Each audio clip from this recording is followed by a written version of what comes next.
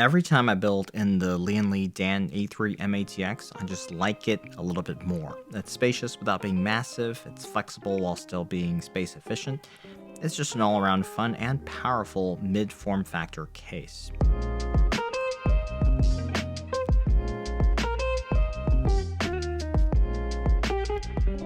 Welcome to Machines More. A few months ago, I did a combined productivity and gaming usage mATX small form factor build in the N-Case M2, and that was with the Intel 265K and a 5080. This one is another mATX build, but it's a little bit different. It's more geared towards CPU rendering capabilities while still maintaining a budget-friendly-ish cost. And the way I have it built here, it's not as gaming focused, although if you're thinking of doing this build, there's absolutely no reason you can't just step up the GPU, and I'll leave some additional options down below. Let's get into the parts breakout. I did some price research on Amazon as well. The product links are down below if you would consider supporting the channel by using them. And then I'll give you some benchmarks before we close out the video. So the case is the Lian Dan A3 mATX. Fabulous. Very easy to build in. It's also relatively inexpensive at $75 or so now. And we'll take full advantage of the length that the case gives us in this build. Power supply is the Be Quiet Power Zone 2 750 watt ATX unit. This unit combines platinum efficiency with a large PureWings 340mm fan. It does feature semi-passive operation, so that fan only spins up as the load increases, and when it does, it is a higher quality fan with a more polished noise profile. 750 watts will be completely sufficient for our components. The PSU is an ATX 3.1 PSU and features a native 12V 2x6 connector, so you have a complete set of compatible GPUs with this power supply. If you're thinking of stepping up to something like a 5080 or 5090, it wouldn't be a bad idea to go with the 850 watt unit. And you'll notice that I'm installing the PSU a little bit lower, and that is going to allow for airflow room around and to not obstruct our radiator fan on the 360mm AIO that we'll be using today.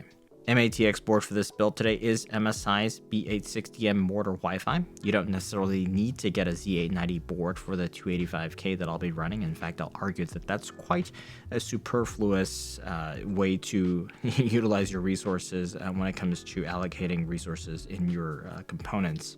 This board is still quite impressive. You got 3 M.2 slots with one of those being Gen 5 compatible. Just choose what works for the storage that you need. Plenty of rear I/O, Thunderbolt 4. The networking spec is great too, 5GE NIC and Wi-Fi 7.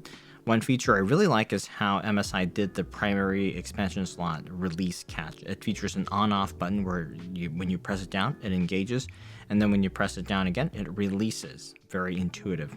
As mentioned, the CPU is the 285K. Normally with a B-level board, you might look to the non-K or non-overclockable Intel SKUs, but the 285K is a way better deal right now at around $490 US. And given that its workstation performance can be similar to the 9950X, which is $550 or so currently, it's a very good option. For the RAM, there's 4 slots on this board, and if you need all 4, you can certainly use them all. Here I've got 2 16 gig sticks of Kingston Fury. If you want a lighting equipped kit, I'll also leave links down below. To cool the 285K, I would recommend either a high-end large dual tower or a 360mm AIO. Here I'm going with the Be Quiet Light Loop 360. This is a refillable unit and features Be Quiet's Light Wings fans. It includes a fan and LED hub that we can use on the hidden side of the PSU, and it does require SATA power, but this is very convenient for cable management. In the A3 mATX, you may face some issues running the radiator tubing on the PSU side, so in our build, I've placed the tubing at the end of the rear end of the case. The pump mounts with a 2-point attachment and has a translucent cover, which is mainly used to dissipate the lighting.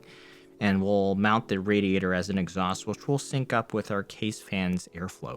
Now, you use the space at the top of the case for a 360. You'll only have the rear, which we won't be using, or the bottom under the GPU for case fans, and that's where we're going to put a single frame plate of 3 120mm fans. This is the Cooler Master Sickle Flow Edge 360. I thought I actually had a black one, but I looked in my parts area and saw I only had a black 240. So for this example build, I use the white one. Actually, surprisingly, it doesn't look too bad, but if you want to do this build, probably better to go with the black one. I have it oriented as an intake, which will bring air in towards the GPU's fans, and then this will also bring in air for the exhausting radiator. While functionally it won't make too much of a difference if you just use 3 separate 120s, this is very, very convenient for installation.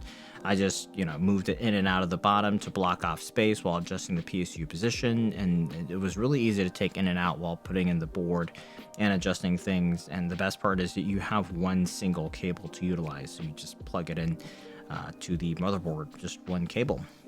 For the GPU, as mentioned, you can scale accordingly. I'm just doing this build with a more CPU focus here. So this is ASUS's Prime 16 gig Radeon 9060XT. Still quite capable for playing a variety of casual titles. So if you want a little distraction here and there, this will definitely accomplish that. If you don't need too much gaming capability, but if you want the latest NVENC encoder, like you want to do video editing with 10-bit 422 footage, or perhaps you want the CUDA cores for local LLMs, you may want to look at the RTX 5060 Ti with 16 gigs of RAM. As of right now, that option will give you more VRAM than the 5070, so that can be a more cost-effective solution if those are your applications.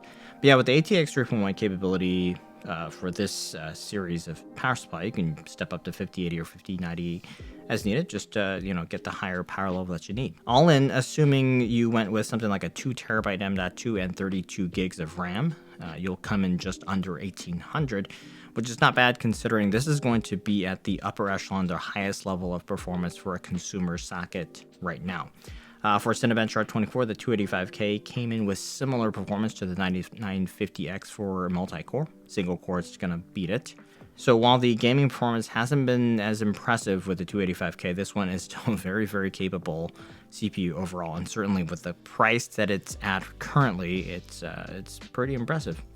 I did use the glass panel here for thermal testing. The CPU hit around 81 degrees for blender, drawing 225 watts, and the rad fans are at 1760 RPM here. It's a very comfortable temp for this chip. And say you want to unwind, you can still get comfortably 60 plus FPS at 1440p high in Monster Hunter Wilds without any upscaling or frame gen. This is an interesting title because it's generally not well optimized.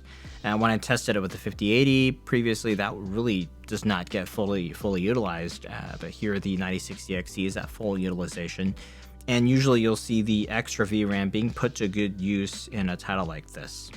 So yeah, it's very powerful and very scalable build depending on your needs. Really great case, and I hope you can check it out.